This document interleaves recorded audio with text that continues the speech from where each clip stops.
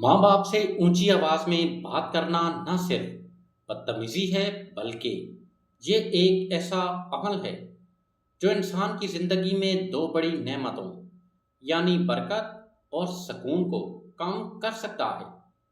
والدین کی عزت و احترام کرنے والا شخص لوگوں کے دلوں میں عزت پاتا ہے، جبکہ ان کے ساتھ سخت لہجے میں بات کرنے والا اکثر رشتوں میں تلخی اور بے چینی محسوس کرتا ہے۔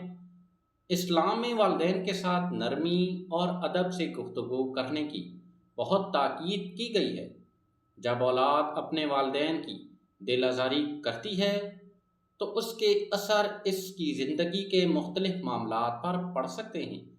رزق میں برکت کم محسوس ہو سکتی ہے، دل کا سکون متاثر ہو سکتا ہے اور تعلقات میں محبت گھٹ سکتی ہے۔